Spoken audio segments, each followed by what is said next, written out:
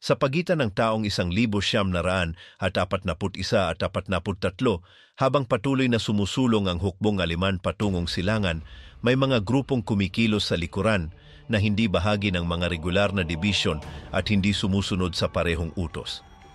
Dumarating sila kapag nasa ilalim na ng kontrol ang mga lungsod, nagtatayo ng pwesto nang hindi nagpapaliwanag at nagsisimulang kumilos gamit ang kanilang inihanda.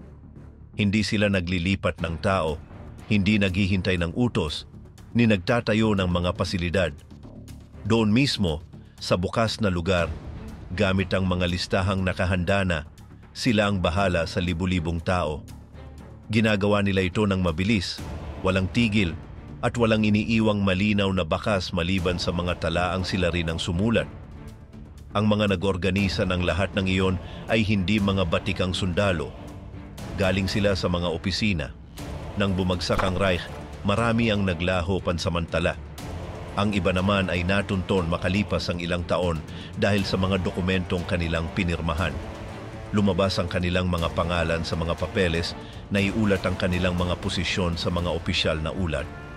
Ang ilan ay nauwi sa paglilitis, ang iba na may muling lumitaw pagkalipas ng maraming taon sa mga bansang walang inaasahang makakakilala sa kanila. At dito lumilitaw ang tanong, paano nagtapos ang mga namuno sa mga masaker?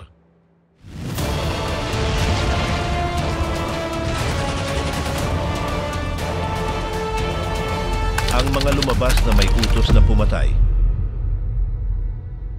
Sa simula ng taong 1941, isang paaralang pampulisya sa Prech, malapit sa Ilog Elba, ang naging lugar ng pagtitipon para sa libu-libong lalaking may kaugnayan sa SS.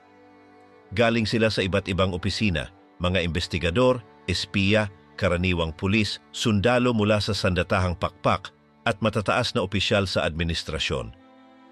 Marami sa kanila ay may karanasan na sa mga lugar na sinakop ng Alemanya noon, lalo na sa Polonia.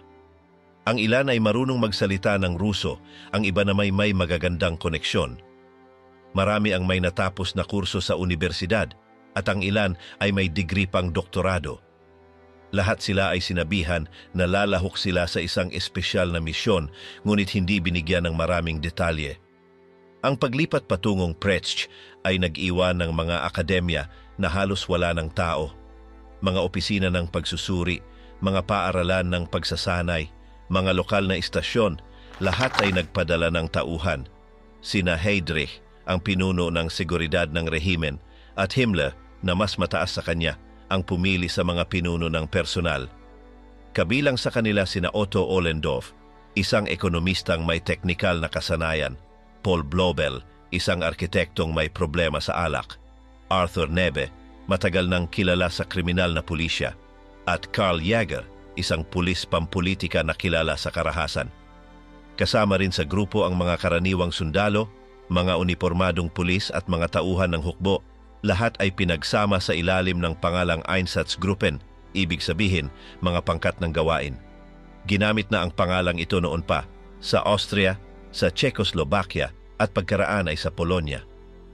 Ang trabaho nila ay hindi ang makipaglaban, kundi ang kontrolin ang mga sinakop na lugar, alisin ang mga kalabang pampolitika at tapusin ang anumang senyales ng paglaban bago pa ito magsimula. Ngayon may bago silang misyon. Noon, ang mga Einsatzgruppen ay nagtatrabaho kasama ng hukbo. Nauuna sila, dumarating agad matapos ang mga sundalo, hinahanap ang mga pinunong lokal, nangangalap ng impormasyon, hinuhuli ang mga nasa listahan nila, at pinapatay ang mga itinuturing na mapanganib. Sa pagkakataong ito, pareho pa rin ang layunin pero mas malawak. Patungo sila sa silangan, sa mga teritoryo ng Unyong Sobyet, na sasalakayin sa buwan ng Hunyo ng taong iyon. Mabilis ang pagsasanay sa Prechki. Kaunti lamang ang pisikal na bahagi. Kaunting ensayo sa pagbaril, ilang ehersisyo sa labas. Pero ang mahalaga ay ang organisasyon. Bawat pangkat ay hinati sa mas maliliit na grupo, tinatawag na mga komando. Ipinamahagi ang mga posisyon, gawain at teritoryo. Lahat sila ay binigyan ng iniksyon. Ang ilan ay hindi naging maganda ang kalagayan matapos nito, kaya't naantala ang ilang ensayo. Ang opisyal na misyon ay linisin ang likuran ng hukbo. Hanapin ang mga saboteur, hulihin ang mga espiya, ihanda ang daan para sa mga tropa. Ngunit iba ang mensahe sa loob. Sinabi ni Heydrich sa mga pinuno bago sila umalis na hindi lang ito tungkol sa teritoryo. Isa itong digmaan ng mga ideya na ang tunay na kaaway ay ang Bolshebismo at nasa likod nito ay ang mga Hudyo. Ipinaliwanag niya na hindi lang ito tungkol sa paghuli ng mga sundalo, kundi ang ganap na pag-aalis sa sino mang may kaugnayan sa sistemang kaaway. Kabilang dito hindi lang mga empleyado ng gobyerno, kundi pati na rin ang mga karaniwang tao. Sinabi ni Heydrich na kung sino man ang hindi handang gawin ito, pwede silang umatras. Wala ni isa ang umatras. Lahat ay nagpatuloy. Maliwanag ang utos, kumilos ng walang alinlangan, walang damdamin, walang tanong. 4 na malalaking pangkat ang itinalaga sa iba't ibang rehiyon. Ang una, sa pamumuno ni Stahlecker, ay patungo sa mga bansang Baltiko. Ang pangalawa, sa ilalim ni Arthur Nebe, ay sasaklaw sa gitnang bahagi, kabilang ang Belarus.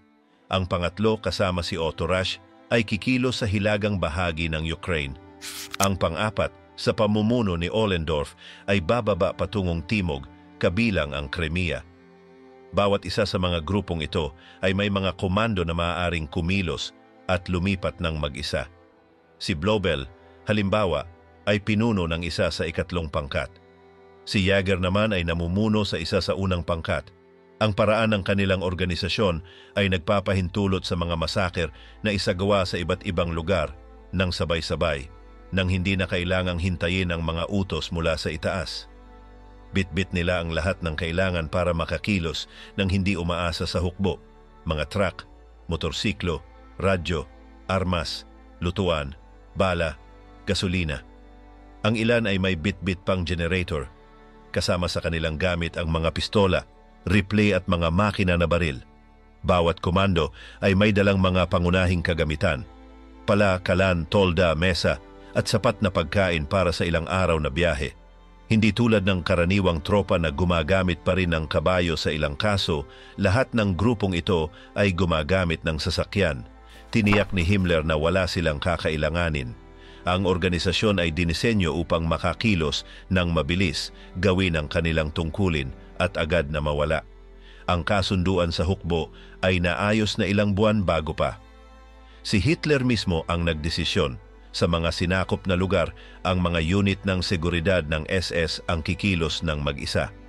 Ang hukbo ay dapat magbigay ng tirahan, pagkain at gasolina, pero hindi maaaring mag-utos sa kanila. Maliwanag ang tagubilin, ang mga grupong ito ang may tungkulin sa ganap na pag-aalis ng kalaban sa politika. At para sa rehimen, iyon ay ang mga komunista, ang mga empleyado ng pamahalaang Sobyet, ang mga komisar at lahat ng mga Hudyo. Ilang linggo bago umalis, tinawag ang mga pinuno papuntang Berlin. Pinagtipon sila ni Heydrich sa sentro ng seguridad at inulit ang mahahalagang punto. Pinag-usapan ang ganap na pagbura sa sinumang bahagi ng sistemang Bolshebiko. Binanggit ang mga komisar, ang mga pinunong pampulitika, ang mga tagapagpalaganap ng propaganda. Sinabi rin niya na kung may mga lokal na handang umatake o manakit, dapat itong hayaan at maging hikayatin, pero nang walang malinaw na ebidensya ng pakikilahok. Sa ganitong paraan, pwede itong ipakita na parang kusa ng populasyon. Ikinuwento ni Ollendorf kalaunan sa investigasyon na ang grupo niya ay may halos 200 sasakyan. Gumagamit ng automatikong armas ang mga tropa. Bawat squad ay may radyo at, kung minsan, mga teletipo. Lahat ng kanilang ginagawa ay kailangang iulat agad sa Berlin ng mabilis at detalyado. Bawat bilang ay kailangang maitala kung ilan ang patay, saan, kailan at anong dahilan. Mula pa sa simula, alam na ng lahat kung tungkol saan ito. Sumusunod sila sa hukbo, sinasakop ang mga lungsod, hinahanap ang mga nasa listahan at pinalalawak ang paghahanap habang sumusulong. Hindi kailangan ng paglilitis o papeles. Walang dinadala sa kulungan. Maliwanag ang utos, barilin agad, gamitin ang mga likas na hukay sa lupa. Maghukay kung wala, burahin ang lahat ng bakas. Ang mga bilanggo ng Ruso ang naghuhukay. Pagkatapos ay pinapatay rin sila. tumawid ng hangganan ang unang pangkat noong ika-22 ng Hunyo. Sa loob ng ilang araw, may mga ulat na ng mga patayan. Bawat linggo, may dumarating na bagong bilang sa mga punong tanggapan. Hindi mga sundalo ang biktima. Mga sibilyan sila, buong mga bayan, mga taong matagal nang nakamarkahan. Umaandar na ang makinang pamatay at wala ni isa sa kanila ang huminto. Ganito matutunan. Mula pa sa mga unang araw ng rehimen, bahagi na ng mekanismo ang paggamit ng karahasan. Hindi ito isang bagay na nangyayari lamang paminsan-minsan. Ang pambubugbog, pagbabanta at mga pagpatay ay nakatanim sa bawat sulok.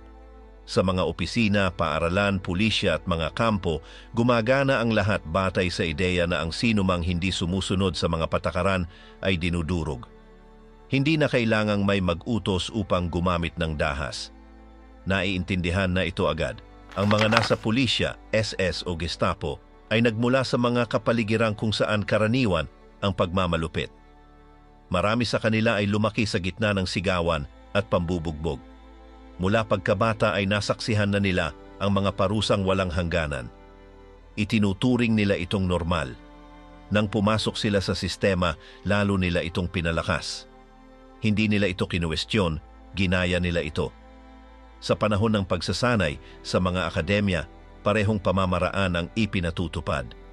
Sumisigaw ang pinuno, nananakit o nangalipusta, at ang nasa ibaba ay kinakailangang tiisin ito.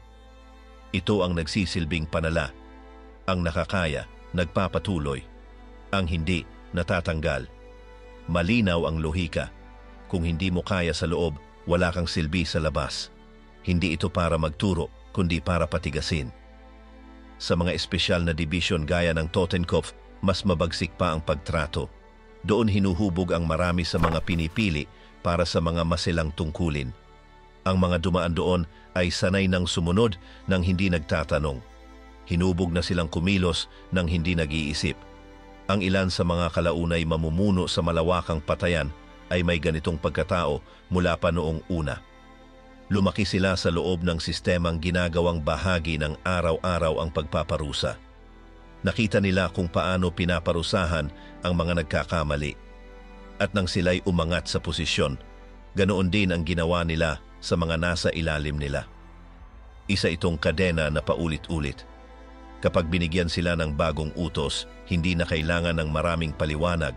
Alam na nila ang kailangang gawin. Kung inutos ang pag-aresto, ginagawa nila. Kung kailangang dalhin sa liblib na lugar, ginagawa rin nila. Kung kailangang barilin sa susunod, walang tanong. Dahil nakita na nila ito dati at alam nilang ang problema ay hindi ang sobra, kundi ang pag-aatubili. Pagkatapos ng bawat kilos, walang pagsusuri. Lilipat na agad sa susunod. Walang puwang para mag-isip kung tama o mali. Automatikong itinuturing na tama. Lahat ng utos ay galing sa taas. Walang humihingi ng opinyon, resulta lang ang mahalaga. Ang mga napunta sa Einsatzgruppen ay may ganitong kaisipang nakatanim na sa kanilang isipan. Dumaan na sila sa iba't ibang antas ng sistema. Nasangkot na sila sa mga pag-aresto, interogasyon, paglipat-lipat at, sa maraming pagkakataon, mga naunang pagpatay. Kaya't hindi na ganoon kasyok ang paglipat sa malawakang pagpatay, gaya ng mararamdaman ng iba. Nakakita na sila ng dugo. Marunong na silang sumunod sa utos ng walang pag-aalinlangan. Ang nagbago lang ay ang dami. Sa mga interogasyon matapos ang digmaan, ilang umamin na noong una ay apektado pa sila. Pero kalaunan, naging normal na lang. May isang nagsabi na noong una ay nanginginig ang kanyang mga kamay. Kalaunan ay hindi na. Isa pa ang nagsabing nasuka siya sa unang pagkakataon. Pero pagkatapos ay wala na siyang naging problema. Naranasan nila ito at pati na rin ng marami pa. Kapag may isang tao na unang beses pang pumatay, wala nang balikan. Kinabukasan, mas madali na ito. Sa loob ng isang linggo, hindi na nila iniisip. Nakakatulong ang kapaligiran. Kapag lahat ay gumagawa ng pareho, hindi ka naiiba. At kapag maayos mong nagagawa, pinupuri ka. Ang ilan ay napromote pa dahil sa pagsunod ng walang alinlangan. Ang iba ay inilipat kapag nagpapakita ng kahinaan. Ang wika rin ay bahagi ng lahat ng iyon. Hindi ginagamit ang mga salitang gaya ng pumatay o barilin. Ginagamit ang mga katagang gaya ng operasyon, evakuasyon, espesyal na aksyon. Ang ganitong paraan ng pagsasalita ay lumilikha ng distansya. Ginagawang tila karaniwang proseso ang lahat. Nakakatulong iyon para huwag nang mag-alinlangan ang mga gumagawa nito. Ang mga bilang ay hindi itinuturing na trahedya. Isa lamang itong estadistika. Maaaring nakasaad sa ulat na sa isang bayan ay pinatay ang 500 tao at agad may kasunod na ulat na may ibang bilang. Tinitingnan ng mga pinuno ang mga ulat na iyon at inaayos ng hindi nagpapakita ng emosyon. Hindi pinag-uusapan kung lalaki, babae o bata. Pinag-uusapan ay unit, alam ng mga pinuno ng bawat grupo na hindi kung paano ang mahalaga, kundi kung gaano kalayo ang narating. Kapag natugunan ang target na bilang, pinupuri sila. Kapag hindi, pinapaspasan sila. Nagbubunga ito ng kompetisyon. Ang ilan ay nagsisikap magpakitang gilas sa pamamagitan ng mas mabilis na pagpatay. Ang iba ay nagmumungkahi ng bagong paraan para mas maging epektibo. Hindi na ito ideya lang. Nagsimula na ang extermination. Bawat koponan ay may listahan at layunin. Ang mga utos ay sinusunod ng eksakto. Malinaw ito sa mga dokumento. May mga pangalan, tagubilin at ulat. Isa itong walang prenong kadena. Lumilibot sila sa bawat bayan, walang tigil. Sa ganitong kalagayan, ang sinumang hindi tumupad ay natatatakan. May ilang nagtangkang umiwas, nagsabing hindi nila kaya. Pero hindi ito ang karaniwan. Karamihan ay nag-aangkop. Kung ayaw mong bumaril, ilalagay ka sa ibang gawain, maghukay, magbantay, magmaneho. Sa huli, lahat ay nasasangkot at dahil doon, mas mahirap ng umiwas. Hindi lahat ay sumusunod dahil sa takot. Marami ang naniniwala sa ginagawa nila. Taon na ang binilang sa pakikinig ng parehong mensahe. Hinubog sila sa paniniwalang kailangang burahin ang kalaban sa mapa. Naririnig nila ito sa mga talumpati, nababasa sa polyeto, nakikita sa mga karatula. Hindi lang ito utos, isa itong pananaw sa mundo. Ang karahasan, para sa kanila, ay hindi bagay na hiwalay. Ito ang paraan ng paggamit ng autoridad. Ginagamit ito araw-araw, sa loob ng kampo, sa mga okupado, sa mga bilanggo. Walang ibang paraan ng pakikitungo. Ang hindi nababagay natatanggal at halos walang may lakas ng loob na lumaban dito. Ang isang matigas na pagsasanay ay nauwi sa isang sapot ng mga berdugo. Lahat ay kasali, bawat isa ay may papel, at wala ni isa na pwedeng magsabing hindi nila alam ang nangyayari. Umuusad na may mapa, listahan at pala.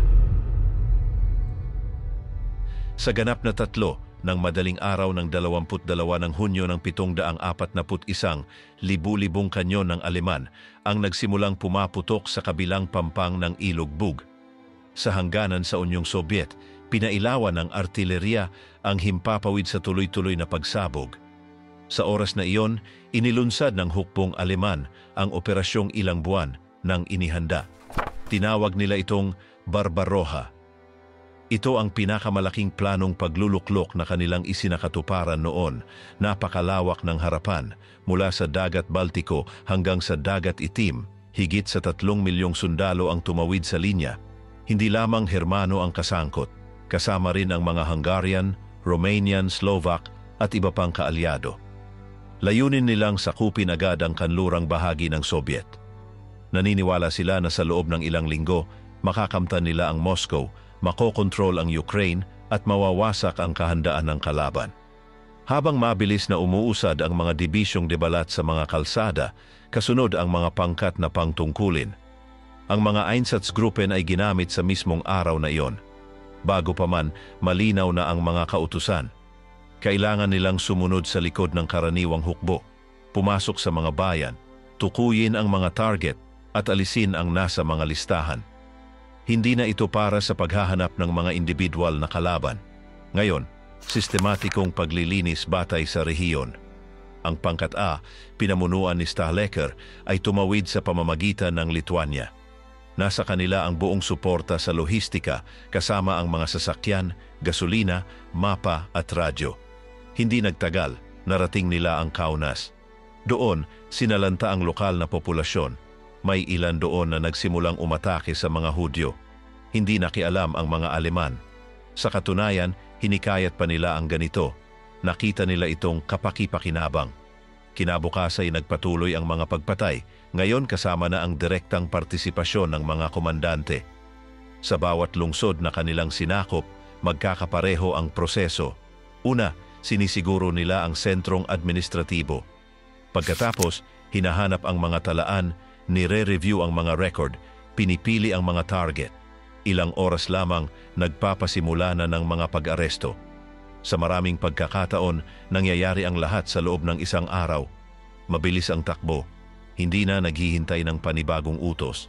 Alam na nila ang dapat gawin. Ang pangkat B sa ilalim ni Arthur Neve ay nagtungo sa Belarus. Umusad sila sa mga daan na sira, tumatawid sa mga nayon kung saan halos walang nakakaunawa ng Aleman. Pagkarating sa isang lugar, naninirahan sila sa mga bakanting gusali, inaayos ang mga listahan at sinusunod ang plano. Una nilang tinatanaw ang mga opisyal ng partido. Pagkatapos, mga guro, doktor, rabino. Sa wakas, pinupuksa ang buong komunidad. Tumataas ang bilang araw-araw. Pinamumunuan ni Otto Rasch ang pangkat C. Ang kanilang mga komandante ay kumikilos sa hilagang bahagi ng Ukraine. Isa sa kanilang unang malalaking aksyon ay sa Zhytomyr. Doon, nagkoordina kasama ang Wehrmacht. Nagbigay ang regular na hukbo ng transportasyon at proteksyon. Tinukoy ng Einsatzgruppen ang mga target. Ilang oras lamang, daan-daang tao ang naipatay. Walang kumontra. Ipinagpatuloy ng mga sundalo ang kanilang pag-usad. Ang mga bangkay ay naiwan, inilibing sa mga bakanteng hukay. Ang pangkat D, sa pamumuno ni Ollendorf, ay patungo sa timog. Pumasok sila sa mga lugar kung saan iba ang wika, kultura at kondisyon ng lupa kaysa sa kanilang nakasanayan. Nakatagpo sila ng mga liblib na komunidad. Hindi tumigil ang operasyon, inangkop lamang nila ang pamamaraan. Sa halip na detalyadong listahan, ginamit nila ang mga lokal na denunsya, ininterrogate ang mga preso at pumili batay sa kategorya.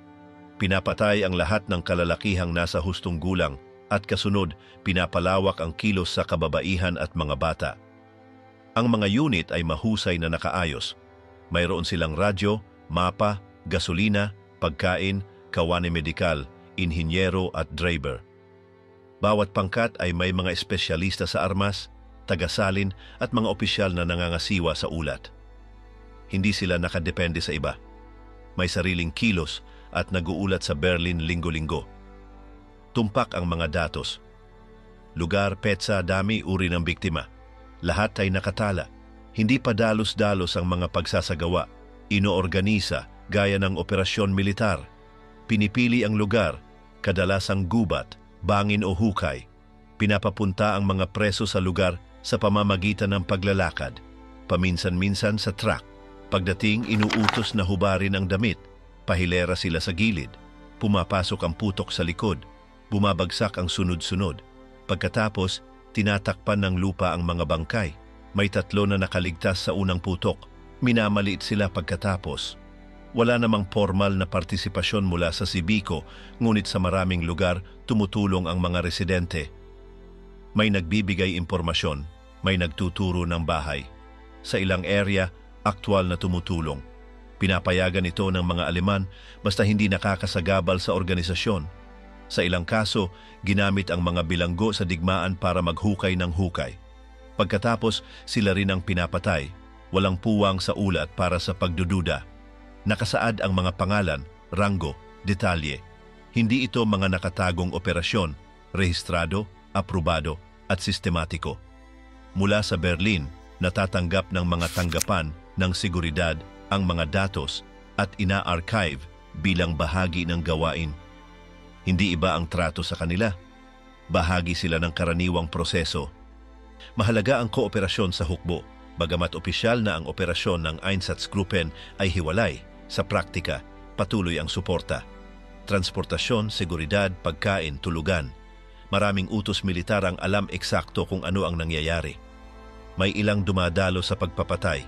Hindi sila nakikialam. Hindi sila tumututol. Hindi rin nila binabanggit sa sariling ulat. Samantala, nagpapatuloy ang pagsulong ng militar. bumagsak ang mga lungsod ng sunod-sunod.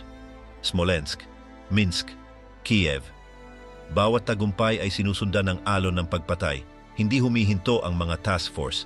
Inililipat nila mula isang punto papunta sa iba. Binubura ang lahat ng tinuturing na kalaban. Sa simula, sinasabing komunista, komisar, saboteador ang mga target. Ngunit agad na naging malinaw na ang pangunahing biktima ay mga Hudyo, lahat sila. Teknikal ang wika sa mga ulat. Mga aksyon ng paglilinis, mga hakbanging pang-iwas, pagsupil sa mga mapanganib na elemento. Ginagamit ang mga pariralang iyon upang itago ang maliwanag. Ngunit ang mga naroroon ay eksaktong alam kung ano ang kanilang ginagawa. Hindi kailangan ng pagsasalin. Bawat operasyon ay nagiiwan ng mga bangkay, dugo, tambak na damit at nawalang mga bata. Sa loob ng ilang linggo, ang mga bilang ay naging napakataas kaya tinalakay ang alternatibong pamamaraan. May ilang komandante na nagsabing mabagal ang pagkabaril. May iba na sinasabing naapektuhan ang maduong loob ng mga tagagawa. Si Blobel, halimbawa, ay nagmungkahi ng mas praktikal na solusyon. Gagawin niya ito sa susunod. Ngunit sa oras na iyon, nagpapatuloy ang pagpatay gamit ang baril. Pumasok ang lungsod sa hukay. Noong Hulyo ng 1941, malalim nang nag-ooperasyon ang mga Einsatzgruppen. Nilampasan na nila ang mga dating hangganan at ngayoy nakakalat na sa mga teritoryong dating bahagi ng lumang pali ng paninirahan kung saan sa loob ng maraming siglo ay nanirahan ang karamihan ng populasyong Hudyo ng Imperyong Ruso. Ang mga dating masisikip, organisado at may malalalim na ugat na komunidad ay naging direktang target ng paglipol. Isa-isang bumagsak ang mga lungsod: Vilna, Pinsk, Baranovichi, Vitebsk. Tuwing may unit na sumasakop sa isang bayan, alam na nila ang kailangang gawin.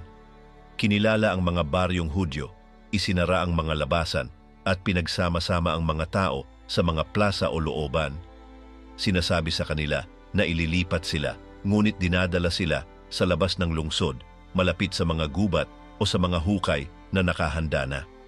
Doon, nagtatapos ang lahat. Sa Vilna, halos agad nagsimula ang mga pagpatay. Ang unit na responsable sa ilalim ng direktang utos ay pumatay ng libo-libo sa kagubatan ng Ponari. Inihahagis ang mga bangkay sa mga natural na butas, walang patid ang putukan.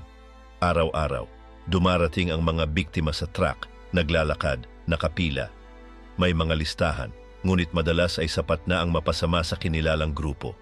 Ang mga bata ay dinadala kasama ng kanilang mga magulang. Ang matatanda ay hindi tinatangi. Pinapatay sila ng maramihan.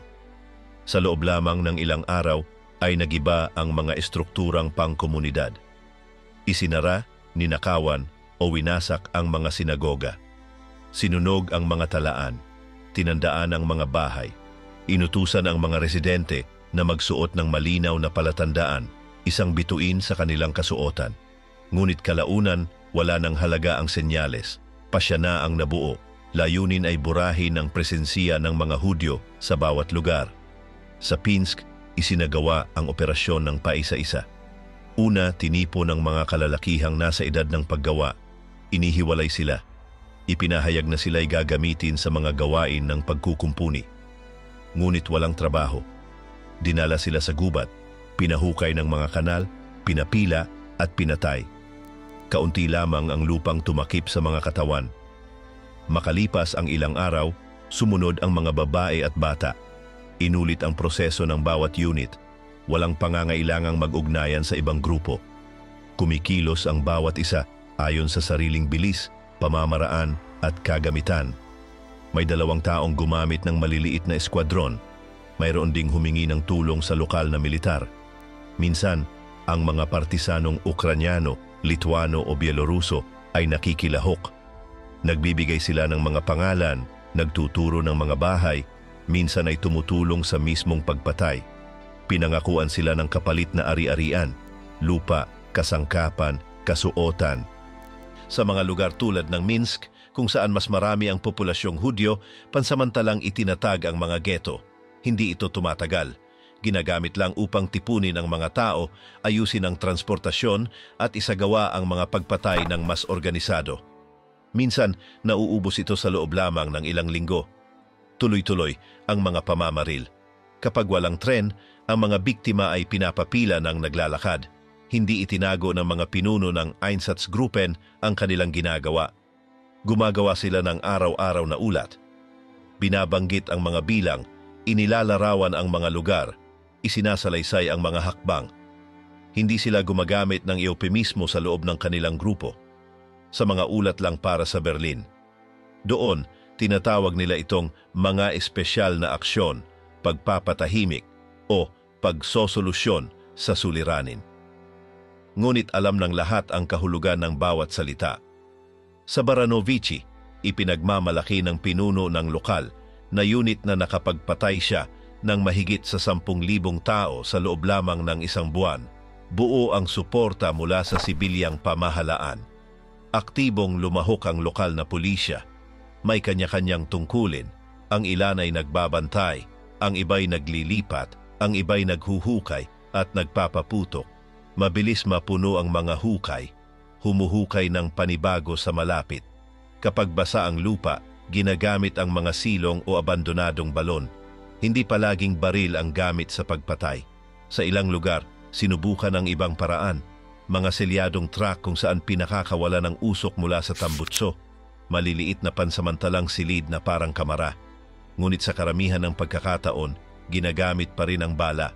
Mabilis, diretso, epektibo. Pinapapila ang mga biktima, itinutok sa batok, pinapaputukan. Ang mga bumagsak ay tinatabunan ng lupa. Susunod ang panibagong grupo. Ang mga lokal, kung hindi man kasali, ay nanonood. May 3 na sumisilip mula sa bintana. Ang iba na may ninanakawan ang naiwanang bahay. May mga nagbibigay pa ng babala, karaniwan ang pagsusumbong. Buong pamilya ang ibinibigay ng mga kapitbahay. Minsan dahil sa takot, minsan dahil sa kasakiman, walang hinihinging patunay. Sapat na ang isang paratang. Sa paglalakbay pasilangan, tuloy-tuloy ang mga Einsatzgruppen. Hindi sila tumatagal sa isang bayan. Ginagawa ang kanilang tungkulin at umaalis. Iniiwan ang mga lansangang walang tao, mga gusaling sunog, mga loobang may kalansay. Dumadami ang mga ulat sa Berlin. Bawat bilang ay dinaragdag sa kabuuan. Ang lohika ay hindi militar. Ito'y panlibro. Itinatala ng mga unit ang bawat hakbang, pangalan ng bayan, bilang ng pinatay, oras, paraan. Bahagi ito ng proseso, hindi dahil sa pagsisisi o pagninilay. Ito'y administrasyon, iniimbak ang mga ulat. May ilang opisyal na buong galak ang pumipirma. Tinuturing nila ito bilang kahusayan. Sa mga liblib na lugar kung saan walang organisadong paglaban, mas madali ang lahat. Hindi na kailangan ng palusot, walang pagpapanggap ng paglilitis. Pagdating pa lang ay ibinibigay na ang utos. Tinutipon ang mga tao, mabilis ang pagpili, hinahati sa mga grupo. Sa loob ng 1 o 2 oras, tapos na ang lahat. Kinokolekta ang mga karatula, nililinis ang mga armas at nagpapatuloy sa susunod. Wala ni isa sa kanila ang nagtatanong sa layunin. Alam na ito mula pa noong simula. Ang kaaway ay tinukoy hindi batay sa gawa, kundi sa pinagmulan. Hindi tinatanong kung ano ang ginagawa ng bawat isa. Ang mahalaga lang ay kung anong grupo sila kabilang. At kung mali ang pinagmulan, nakatakda na ang wakas. Sa pagtawid sa pale, lalo pang lumala ang operasyon. Lumawak ang distansya. Lalong humirap ang mga kondisyon, ngunit hindi nagbago ang layunin. Nang nais ng pinuno na matanaw lahat. Hindi madalas na lumalabas si Heinrich Himmler sa mga harapan, ngunit kapag ginawa niya ito, nagbabago ang lahat. Sa ikalawang kalahati ng 1,941, nagpasya siyang bumiyahe sa Ukraine. Hindi ito isang impormal na pagbisita. Nais niyang makita ng personal kung paano isinasagawa ang mga operasyong kanyang inaprubahan. Hindi siya nagsuot ng pang-opisina. Nakasuot siya ng uniforme, napapalibutan ng mga opisyal at nagpapakita bilang isang ganap na autoridad. Dumating siya na may kasamang armadong eskorta at sinalubong ng mga responsable sa mga unit na nag-ooperate sa lugar. Alam ng mga namumuno sa Einsatzgruppen na kailangang magpakita ng resulta. Inihanda nila ang mga ruta. Ipinaliwanag nila kung paano pinipili ang mga biktima, paano inayos ang paglilipat, at paano isinasagawa ang mga pamamaril. Hindi siya nagtanong kung sila ay may sama ng loob. Tinanong niya ang mga numero, ilan, saan, gaano kabilis. Sa Nikolaev, inorganisa ng mga pinuno ng lokal na unit ang isang pagpapatupad habang siya ay naroroon. Hindi bilang palabas, kundi bilang patunay ng kahusayan. Napili na ang mga bilanggo. Nailipat na sila mula pa noong mga nakaraang araw. Dinala sila sa isang bukas na parang. Handa na ang mga hukay. Alam ng mga taga-baril ang gagawin. Walang mga talumpati. Aksyon lamang. Nakatingin si Himmler na nakatayo. May mga kamay sa likod ng likod. Ang unang grupo ay inilagay sa gilid. Pinaputukan agad. Ang ilang mga katawan ay bumagsak sa hukay. Ang iba ay nakabitin. Itinutulak ang mga sumusunod para umusad. Patuloy ang ritmo. Hindi nagsalita si Himmler. Tumingin lamang. Sa isang sandali, nagkamali ang isa sa mga tagapatay. Hindi nakapatay ang putok. Nasugatan ng bilanggo at nagreklamo. Kinuha ng opisyal na nasa tungkulin ng kanyang baril at pinatay ito sa isang putok. Lumiko si Himmler, huminga ng malalim, ngunit hindi nagbigay ng komento. Pagkatapos ng pagpapatupad, nakipag-usap siya sa mga opisyal. Sinabi niya na tinutupad nila ang isang makasaysayang tungkulin, na ang ginagawa nila ay hindi para sa kanilang sarili, kundi para sa hinaharap. Kailangan ng tindi.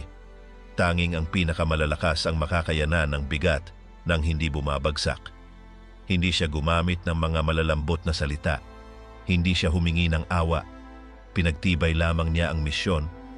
Sa mga sumunod na araw, bumisita siya sa ibang mga lungsod. Nandoon siya sa Dnipropetrovsk, Zaporizhia at iba pang mga lugar kung saan nakumpleto na ang mga unit ng mga katulad na operasyon. Ipinakita sa kanya ang mga ulat, listahan ng mga biktima, mga mapa ng mga ruta ng paglilipat. Sa bawat lugar, pareho ang pattern. Mga ghetto na pinawalang laman, mga Hudyo na pinatay, mga komunidad na winasak. Hindi kinwestiyon ni Himmler ang kahit ano. Kinumpirma niya ang inaasahan niyang makita. Nagbigay siya ng mga tagubilin para pagbutihin ang bilis. Iminungkahi niyang gumamit ng mas kaunting bala kung maaari. Nagmungkahi ng mga teknik para makatipid ng oras sa proseso ng pag-aayos. Pinuri niya ang pagtutulungan ng mga lokal na pulisya. Inirekomenda ang pagdagdag ng paggamit ng mga hindi Aleman na suporta. Sinabi niyang mas mabuti kung sasali ang mga bayan.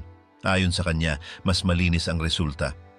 Nakikinig ang mga nasasakupan ng hindi nang hihimasok. Nagtatala sila. Alam nila na ang kanyang pagbisita ay hindi lamang inspeksyon. Ito ay direktang pagsusuri. Ang sino mang hindi magpakita ng bisa, papalitan. Kaya mahalaga ang mga numero. Ipinakita sa kanya ang mga dokumento na may libo-libong pagpapatupad. Mga nakakudigo na pangalan. Mga tinanggal na kategorya, mga graph na may mga bar. Tinatrato siya na parang audit. Isa sa mga pinahalagahan niya ay ang ganap na kontrol. Sinabi niyang hindi maaaring magkaroon ng alinlangan o eksepsyon. Kung may magtatanong sa isang utos, dapat alisin.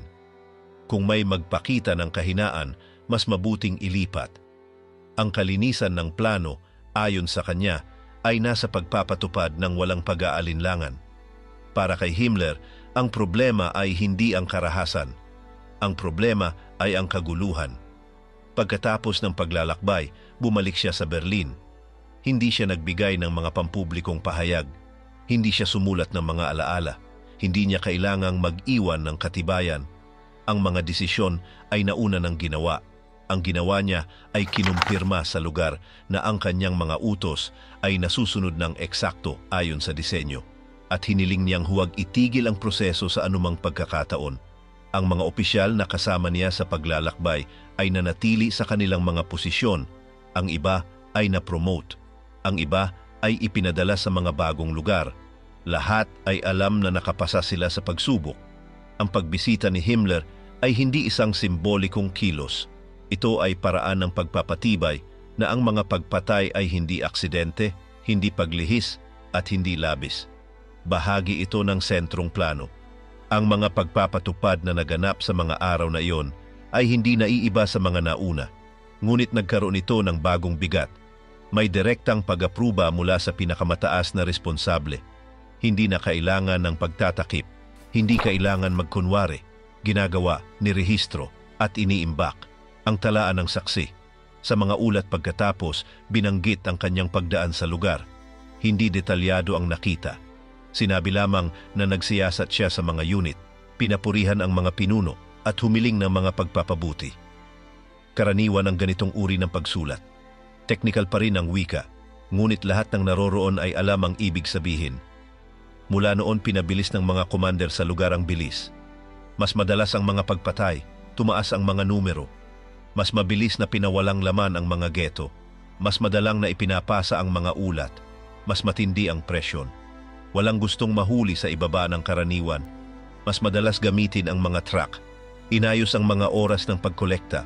Nagtakda ng mas maikling mga ruta patungo sa mga lugar ng pagpapatupad. Hinukay ng maaga ang mga hukay. Nag-recruit ng mas maraming lokal na katuwang para pabilisin ang trabaho. Lahat ay may isang layunin, tuparin ang plano. Ang isinasagawa ay wala ng balik. Isa itong tuloy-tuloy na operasyon. Hindi nakadepende sa isang digmaan. Hindi tumitigil dahil sa panahon. Hindi pinag-uusapan. Nakautusan na at isinasagawa ng tuloy-tuloy. Alam ito ni Himmler, gusto niya ito, at hindi siya nagbigay ng puwang para sa alinlangan. Ang hindi nagpapahintulot ng paglihis. Pagkatapos ng kanyang paglibot sa Ukraine, hindi na natiling tahimik si Himmler. Ipinagpatuloy niya ang pagbabasa ng mga ulat, paghahambing ng datos, pagsusuri ng mga mapa, at pinalalakas pa ang kanyang estruktura mula sa Berlin. Nananatili siyang may ugnayan sa bawat pinunong panrehiyon. Humihingi siya ng eksaktong bilang, mga lokasyon at mga pamamaraan. Gusto niyang lahat ay dokumentado. Kapag bumagal ang galaw ng isang unit, humihingi siya ng paliwanag. Kapag bumilis, tinuturing niyang kahusayan. Ang pinakamahalaga sa kanya ay ang walang pag-aatubiling pagsunod. Kasabay nito, sinimulan niyang ayusin ang koordinasyon sa pagitan ng iba't ibang sangay. Ang SS, ang pulisya ng seguridad, ang mga lokal na autoridad sa mga sinakop na teritoryo, at ang mga opisina sa kabisera. Lahat ay dapat sumunod sa isang utos. Hindi nagdedelega si Himmler ng walang kontrol. Nakikialam siya sa mga detalye, kahit pa sa tila maliliit na usapin. Halimbawa, iniutos niyang bigyan ng prioridad sa pagpapakarga ng gasolina ang mga sasakyang nakatalaga sa mga gawain ng paglilipat. Napanatilihing bukas ang mga kalsada para sa mga mobile na unit, na ang mga estasyon ng radyo ay ireserba para sa mga ulat operatibo. Walang ibang maaaring gumamit ng mga ito habang may transmisyon. Hindi lang pababa ang presyong kanyang inilalapat. Pinipilit din niya ang aparatong sibil na pahintulutan ang mga galaw. Ang mga gobernador ng Aleman na nakatalaga sa silangan ay kailangang magbigay ng listahan, pahintulutan ang pagpasok sa mga gusali, maglabas ng mga rekurso at magsumit ng mga talaan. Anumang balakid ay itinuturing na sabotahe. At hindi iyon tinotolerahan ni Himmler. Isa sa kanila sa Minsk ay inalis sa pwesto dahil sa pagpapahirap sa mga proseso. Ang totoo, humiling lang siya ng dagdag na panahon para ayusin ang geto. Pero hindi iyon mahalaga. Pinalitan siya ng isa na hindi nagtatanong. Samantala, patuloy na dumarami ang bilang ng mga ipinapadalang ulat mula sa Einsatzgruppen. Ang mga komandante ay nagpapadala ng mga report ng libu-libong pinatay bawat linggo. Minsan, araw-araw, kasama ang mga detalye, edad, kasarian, eksaktong lokasyon. Hindi kailangang basahin ni Himmler ang lahat. May mga katulong siyang gumagawa ng buod. Pero kapag nakakita siya ng hindi tugma, minamarkahan niya ito. Nagtatanong siya kung bakit mas kaunti ang naipatay sa isang lugar kaysa inaasahan. Ano ang nangyari? Kulang ba ang bala? May aberya ba sa transportasyon o hindi sapat ang mga tauhan? Para mapanatili ang bilis, nag-organisa siya ng mga panibagong inspeksyon. Sa pagkakataong ito, hindi na siya mismo ang pumunta, kundi mga pinagkakatiwalaang opisyal. Isa sa mga pangunahing ito ay si Reinhard Heydrich. Binibisita nila ang mga kampo, kinakausap ang mga pinuno ng unit, pinapanood ang bahagi ng proseso at nag-uulat. Hindi mahalaga kung pareho ang paraan sa lahat ng lugar. Ang mahalaga ay walang tumitigil, na bawat isa ay makaintindi na walang pahinga ang plano. Sa ganitong konteksto, sinimulang subukan ang iba't ibang paraan ng pagpatay. Isa sa mga problemang nakita nila ay ang pagkaubos ng lakas ng mga taga-baril. Ang ilan, matapos ang daan-daang pamamaril, ay nagsisimulang magkamali, nanginginig, nasusuka. Kaya humiling si Himmler ng mga alternatibo. Hindi dahil sa awa, kundi para sa kahusayan. Hindi trauma ang iniintindi niya, kundi produktibidad. Doon lumitaw ang unang mga selyadong truck. Karga ang mga tao, isinasara ang mga pinto at iniikot ang usok mula sa makina papasok sa loob. Pagkalipas ng ilang minuto, binubuksan ito. Lahat ay patay na. Hindi na kailangan ng taga-baril. Isang driver lang. Mas tahimik, mas mabilis. Ginamit ito sa Chełmno at iba pang mga bayan. Inaprubahan ni Himmler ang paggamit ng mga pamamaraang ito. Humiling din siya ng pagsusuri sa iba pang paraan, basta't mapabilis ang proseso. Malinaw ang layunin. Puksain ang pinakamaraming tao sa pinakamaikling panahon gamit ang pinakamaliit na gastusin. Ang huling solusyon ay ipinatutupad na kahit walang malalaking anunsyo.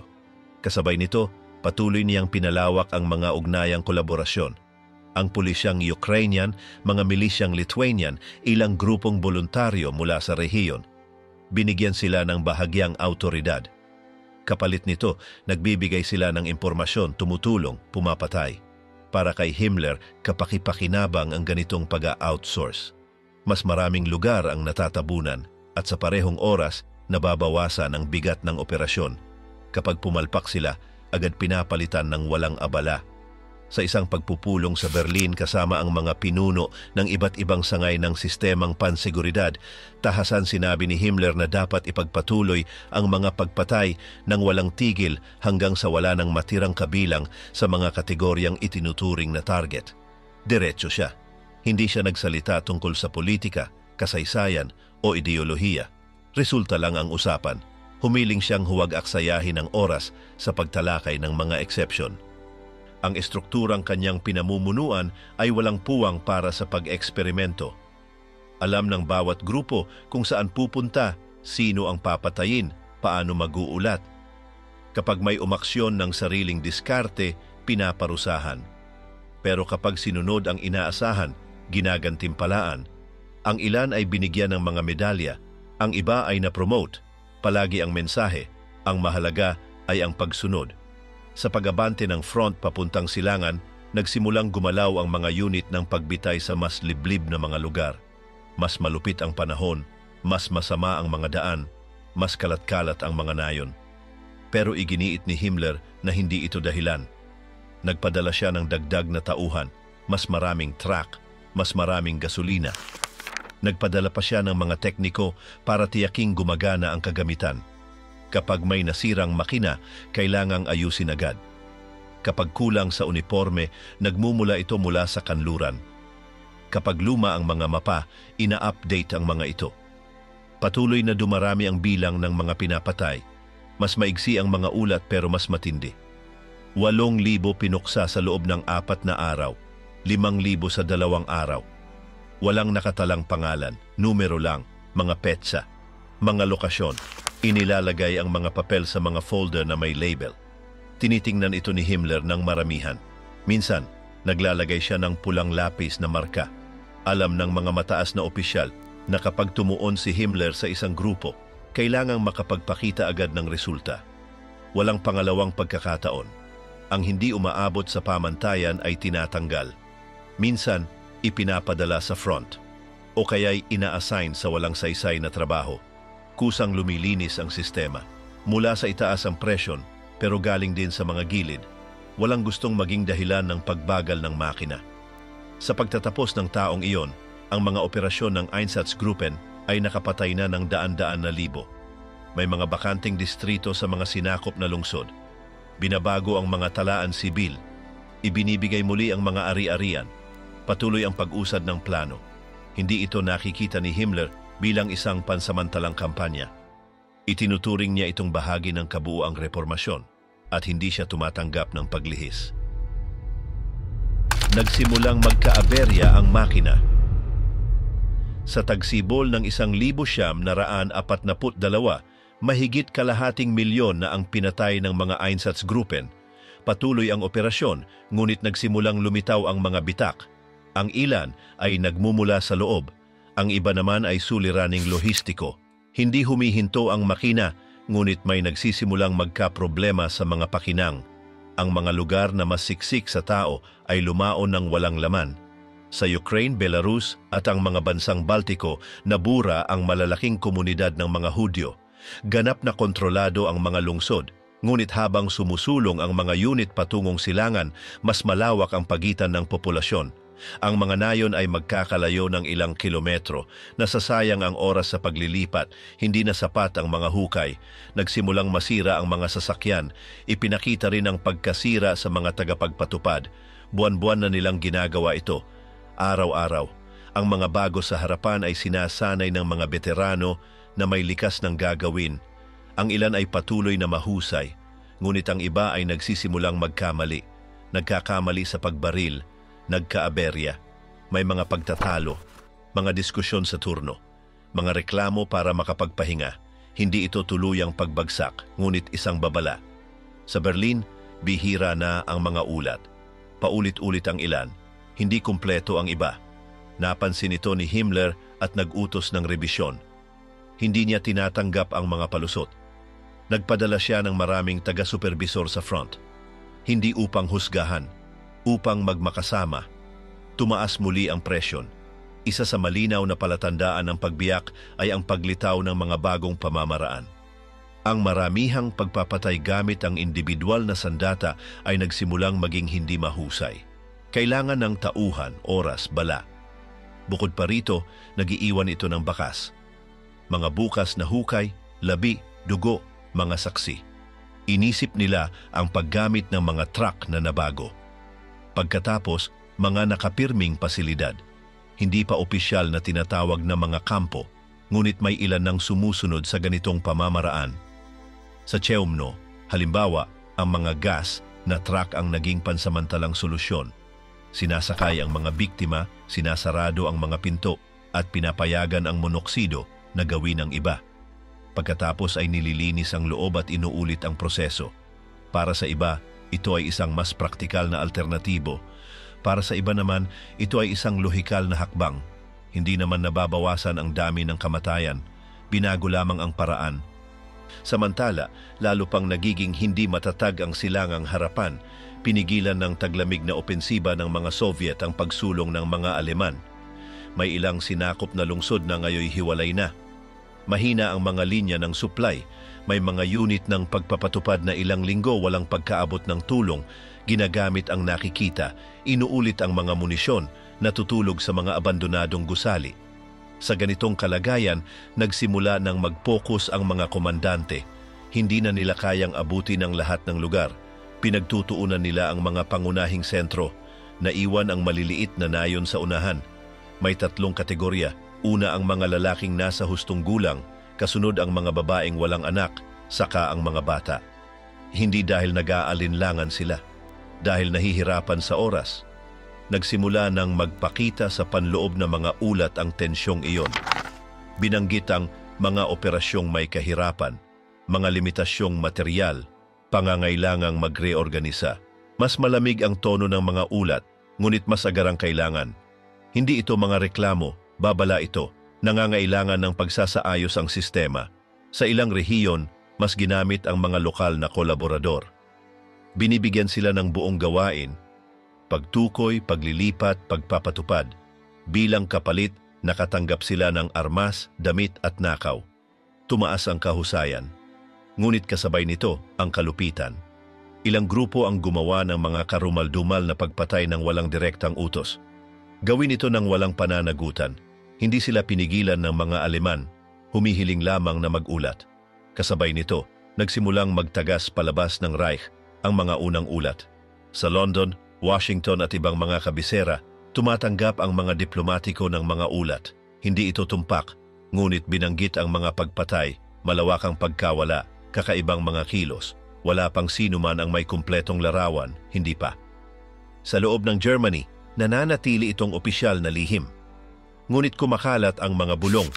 Ang ilang sundalo sa harapan ay sumusulat ng mga liham, paggamit ng mga dituwirang pahayag. Nabanggit ang mga mahihirap na gawain, mga madilim na misyon. Naghuhulaan ang mga pamilya, hindi nagtatanong. Bahagi ng kasunduan ang katahimikan. Sa kabila ng lahat, hindi pinababa ni Himmler ang presyon. Tinawag niya ang mga bagong pinuno, inayos muli ang mga ruta, humiling ng dagdag na sasakyan, dapat manatili ang bilis. Kahit nagpapakita ng pagod ang sistema, matatag ang layunin, wala nang halaga ang bayarin. Kailangang matapos ang solusyon. Sa mga natitirang ghetto sa Poland at Silangan, sinimulan ang maramihang deportasyon. Hindi na pagpatay sa mismong lugar. Nilululan ng libo-libo sa mga tren. Sinasabing marerelokado lamang. Ngunit ang paroroonan ay mga pasilidad kung saan nasubukan na ang bagong pamamaraan, industrial na pagpatay. Doon nagbago ang lahat. Hindi na ito tungkulin lamang ng Einsatzgruppen. Ngayon ay sistema na ito na mas malawak. May mga nakapirming sentro, sentralisadong transportasyon at istrukturang sumasaklaw sa ilang ministeryo. Hindi natanggal ang mga mobile na unit, ngunit hindi na sila ang tanging sandata. Ang pagbiyak na ito ay hindi tuluyang pagguho, kundi isang pagbabago. Nag-adjust ang makina. Ang nagsimula sa putok sa gubat ay ngayon isang pambansang proseso. Hindi na nakadepende ang pagpatay sa isang unit. Ito ay patakarang pang-estado na isinasagawa ng maraming sangay at alam ng bawat isa ang kanilang ginagawa. Yaong mga naroroon. Sa gitna ng pag-usad ng paglipol, iilan lamang ang nakakita mula sa loob ng mga bagay na halos walang makaisip. Hindi sila kabilang sa organisasyon, hindi rin sila nakialam, nanood lamang sila, at iyon ang tumatak sa kanila. May 3 na nagkwento. Kakaunti sila, ngunit ang mga nagbahagi ay nag-iwan ng mga salaysay na hindi nabura. Isa sa kanila si Kurt Gerstein, isang opisyal ng SS. Tinawag siya dahil sa kaalaman niya sa pagdidisinfect. Ipinadala siya upang makita kung paano gumagana ang mga lugar kung saan pinapatay ang mga tao gamit ang gas. Hindi siya pumunta bilang panlabas na bisita, bahagi siya ng sistema. Ngunit ang nasaksihan niya ay lumampas sa kanyang inaasahan. Noong Agosto ng 1942, dumating siya sa Belzec. Ipinakita sa kanya kung paano ginagawa ang lahat. Ipinaliwanag sa kanya ang proseso. May isang silid na may mga sementadong pader. Pinupuno ito ng mga tao. Mahigpit itong isinasara. Pinaandar ang motor. Dumadaloy ang gas sa mga tubong minadaling buuin. Tumatagal ang lahat ng mga 20 minuto. Pagkatapos, ay binubuksan nila ito. Bumabagsak ang mga bangkay na magkakapatong. May 3 na gumagalaw pa, gumagapang. Inililipat sila gamit ang mga pala. Hindi nag-eskandalo si Gerstein ni umalis. Nagsusulat siya ng tala. Pinagmamasdan ang lahat. Pagkatapos ay ipinakita sa kanya ang isa pang bahagi. Tinatanggal ang mga gintong ngipin. Pinuputol ang mga singsing gamit ang mga kutsilyo. Inaayos ang mga damit ayon sa uri. Walang binabanggit na pagpatay, kundi kung paano mapapabilis ang lahat. Maganda ang pakikitungo ng mga namamahala sa kanya. Inalok siya ng pagkain, tinanong kung may maaring pagbutihin. Umalis siyang may balak na isalaysay ang kanyang nasaksihan. Hindi niya ito ginawa sa harap ng media, hindi rin sa publiko. Naghahanap siya ng mga diplomatiko. Nakausap niya ang mga kinatawan mula sa Suecia, Olanda, maging mula sa mga simbahan. Ipinaliwanag niya ang mga pangyayari. May 3 na nakinig. Wala namang gumawa ng kahit ano. Kulang ang ebidensya at mas pinili ng marami na hindi malaman. Isa pa na sumubok ay si Jan Karski, isang tagapagdala ng mensahe ng Polish na kilusang paglaban. Pumasok siya sa 2 lugar na ipinagbabawal, isang ghetto at isang lugar kung saan dinadala ang mga tao bago isakay sa tren. Nakita niya ang mga bagon, ang mga pila, ang mga mukha. Isinulat niya ang mga ruta, schedule, pangalan. Inaral niya ang lahat. Tinawid niya ang kalahati ng Europa, dala ang mga datos. Dumating siya sa Londres. Nakausap ang mga autoridad. Pagkatapos ay nagtungo sa Washington. Nakipagkita siya kay Roosevelt. Tinanggap siya ng Pangulo sa White House. Ipinaliwanag ni Karski ang mga nangyayari. Gumamit siya ng payak na mga salita. Nagkwento siya ng mga tagpo ng mga tao, ng mga lugar. Tahimik siyang pinakinggan ni Roosevelt. Iilan lamang ang tanong nito. Nagpasalamat. Walang sinabi kung may gagawin siya. May iba na hindi nakarating sa mga pangulo, ngunit nagbahagi rin ng kanilang kwento. Mga sundalong Aleman na nagpapadala ng sulat sa kanilang pamilya. Mga doktor na sumasama sa mga taga-baril. Mga tsuper na nagmamaneho ng truck na may mga bilanggo. Wala ni isa sa kanila ang huwaran. Nagsabi lamang sila ng kanilang nakita. May ilan na ikinuwento ito na parang walang pakialam. May mga halatang kinakabahan. May 3 na nagbigay ng katuwiran. Ang iba ay mas piniling manahimik. Isa sa mga pinakakilala ay si Rudolf Höss, hepe ng Auschwitz. Nang matapos ang digmaan, nagsulat siya mula sa kulungan. Hindi niya tinangkang linisin ang kanyang imahe. Itinala lamang niya kung paano gumagana ang kampo. May mga oras, dami, tala. Ang mga silid ng gas ay gumagana ayon sa salansan. Pumapasok ang isang grupo, namamatay, inilalabas, nililinis, at pinapasok ang susunod. Sa kanyang isinulat, tinalakay ni Höss ang mga numero, paraan, bilis. Walang binanggit na pagdurusa, ni mga patay, ni sakit. Parang isang manual ng operasyon. Ngunit sa mga pahinang iyon ay nandoon ang lahat. Walang magagandang salita, walang paligoy-ligoy, lahat ay direkta. Isa pa na nagsalita ay si Vasily Grossman, isang mamamahayag na Ruso. Pumasok siya sa Treblinka noong iniwan na ito. Nakita niya ang mga naiwan, mga ngipin sa lupa, mga buto sa putikan, mga sapatos ng bata, mga sirang laruan. Walang maririnig, ngunit bawat bagay ay nagpapakita kung ano ang nangyari. Hindi na natiling malamig si Grossman. Nagsulat siya ng may galit. Iba ang kanyang paraan, ngunit iisa ang mga katotohanan, ang mga hukay, ang mga abo, ang mga iniwang gamit. Bawat bahagi ay nagsilbing patunay sa mga naganap. Ang mga komandanteng binitay dahil sa paglipol. Nang matapos ang digmaan, wala nang kagubatan na walang hukay. Hindi na naghahatid ng mga bangkay ang mga tren, ngunit buhay pa rin ang sistemang nagpapakilos sa mga ito. Marami sa mga namuno rito ay hindi pa patay. May 3 na naglaho bago ang pagsuko. Ang iba ay nasa kanilang mga tahanan pa, nakasuot ng karaniwang damit, umaasang walang kakatok sa kanilang pintuan. Nagsimulang maghanap ang mga aliado ng mga may pananagutan. Hindi lamang yaong mga nagbigay ng pinakamataas na utos, kasama rin ang mga nandoon mismo sa lugar. Nabuo ang mga talaan. Pinag-uugnay ng mga ulat pang-intelihensya ang mga pangalan, petsa at rehiyon. Marami sa mga pinuno ng Einsatzgruppen ay nasa mga papel na iyon. Hindi sila mga karaniwang sundalo. Sila ay mga komandante na may lagda, may detalyadong ulat na ipinapadala sa Berlin. Nagsagawa ng mga interogasyon ang mga Amerikano at Briton. May ilang opisyal na Aleman ang nagsalita. Ang iba'y itinanggi ang lahat. Ngunit sinalungat sila ng mga dokumento. May mga ulat na may mga petsa bilang at lugar. Hindi nawala ang mga tala. Nakaimbak ang mga ito. Nakaayos, nakatalogo na parang mga dokumentong pang-administratibo. Ang ganitong kasinupan ang nagpabilis sa paghahabol. Noong 1947, binuksan ang mga paglilitis sa Nuremberg para sa isang partikular na grupo, ang mga pinuno ng mga mobile command ng paglipol. 24 ang kinasuhan. May konkretong ebidensya ang hukuman, mga dokumentong may lagda, mga patutuo ng mga nakaligtas, mga larawan ng mga lugar ng pagpatay. Hindi naging maikli ang paglilitis. Sa loob ng maraming buwan, isa-isa silang pinatawag sa panunumpa. May ilan na sinubukang bigyang katuwiran ang kanilang pakikilahok.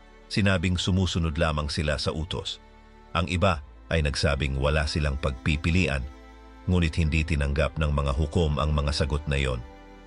May mga sulat kung saan ang mismong mga akusado ang humihiling ng karagdagang bala upang barilin ang mga sibilyan. May mga ulat na tuwirang nagsasaad, 1,600 Hudyo ang pinatay, 500 partisanong pinuksa. Isa sa mga akusado, si Otto Ollendorf, ay hindi tumanggi. Inamin niyang pinangunahan niya ang pagpatay sa 70,000 tao. Sinabi niya ito ng mahinahon. Ipinaliwanag niya kung paano inaayos ang mga pila, kung paano hinuhukay ang mga hukay. kung paano hinahati ang gawain sa pagitan ng mga taga-baril. Wala siyang ipinakitang pagsisisi. Detalye lamang ang kanyang ibinigay. Tinanong siya ng taga-usig kung naiintindihan niya ang ibig sabihin ng pagpatay sa ganoong karaming tao. Tumugon siyang hindi ito tungkol sa damdamin, kundi tungkulin. Sinabi niyang ang kanyang unit ay kumilos ng may huwarang disiplina. Hindi sila lumihis sa utos. Hindi sila nag-improvisa.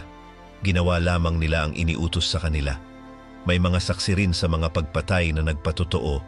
Isinalarawan nila kung paano inaayos ang mga grupo, kung paano pinaghuhubad ang mga biktima bago iayos, kung paano natatabunan ang mga sigaw ng susunod na putok.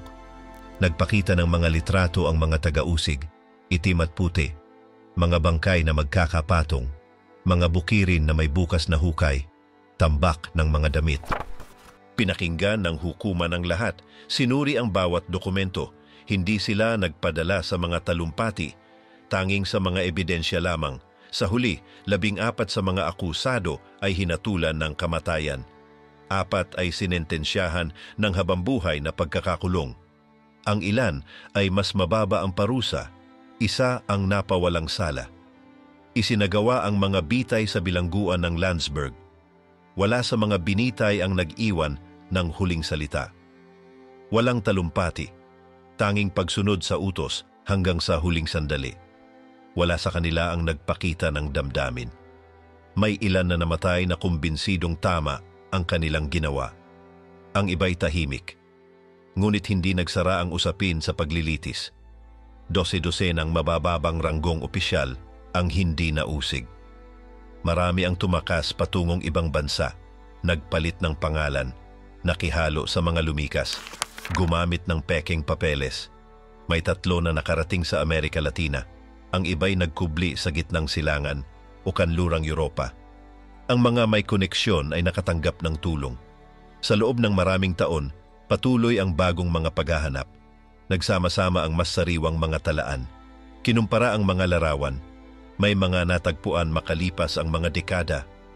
Namumuhay gamit ang ibang pangalan. Nagtatrabaho bilang negosyante, guro, empleyado ng pamahalaan. Kapag nabubunyag, ang ilan ay tumatanggi. Ang iba ay tuwirang umaamin sa kanilang nakaraan.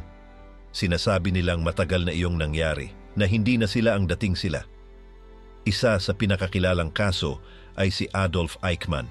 Hindi siya bahagi ng isang Einsatzgruppe, ngunit siya ang nag-ayos ng mga deportasyon.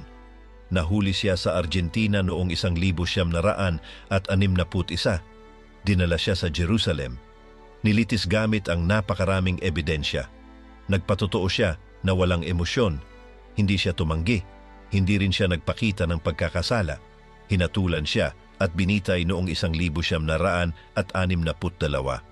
Ang paglilitis kay Eichmann ang muling naglatag ng isang usapin na gusto na sanang kalimutan ng marami.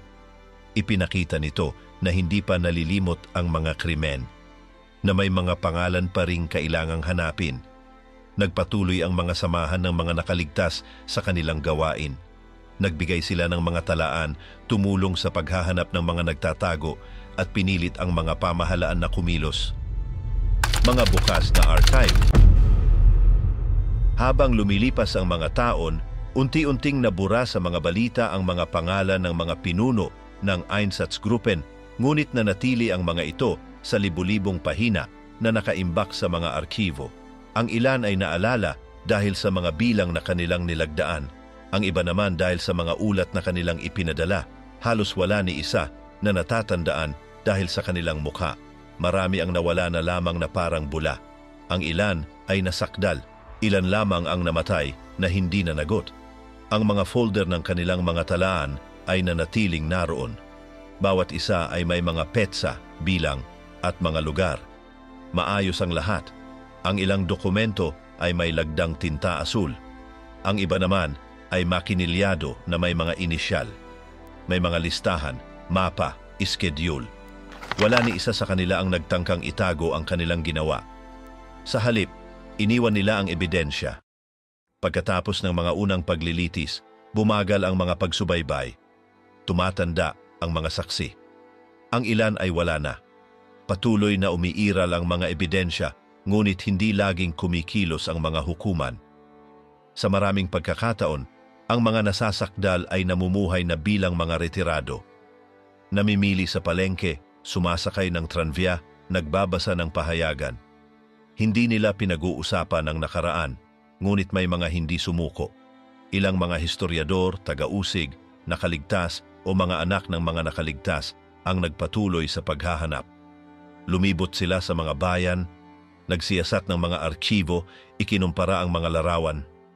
Minsan ay may natutuklasan sila. Iniuulat nila ito. Nagsisimula ang isang proseso. Mabagal, puno ng hadlang, ngunit totoo. Noong dekada 70, ilang komandante ang natunton sa kanlurang Alemanya. Isa sa kanila ay namumuhay gamit ang tunay niyang pangalan. Hindi siya nagtatago. Nang siya ay tinanong, sumagot siya ng maiikling pangungusap. Sinabi niyang hindi niya na maalala ng malinaw na matagal na yon. Taliwas dito ang mga dokumento. May mga papel na may kanyang lagda, may mga petsa. May eksaktong bilang. Isa pang kaso ay isang pinuno ng grupo na pagkatapos ng digmaan ay nagturo sa isang unibersidad. Sa loob ng mga dekada, walang nagtangkang alamin ang kanyang nakaraan. Hanggang sa isang estudyante ang nakahanap ng kanyang pangalan sa isang lumang listahan ng Einsatzgruppen. Inireklamo siya. Umabot ang kaso sa 60. Binuksan muli ang talaan. Nagbitiw ang nasasakdal. Namatay bago nagsimula ang paglilitis. Mayroon ding nahuli sa labas ng Europa. Sa Timog Amerika natunton ang ilang dating opisyal na pumasok gamit ang mga pekeng pasaporte. Ilan sa kanila ay namuhay ng mahigit 30 taon sa ilalim ng bagong pagkakakilanlan. Nang madiskubre sila, nag-alinlangan ang mga lokal na pamahalaan. Nagkaroon ng internasyonal na presyon. Ang ilan ay naipadala pabalik. Ang iba ay namatay bago pa man makasakay ng eroplano. Habang lumilipas ang panahon, nagbago ang paraan ng pag-uusig. Hindi na ito malalaking operasyon, isa na itong trabaho ng pagsusuri ng mga arkibo, ng pag-uugnay ng datos.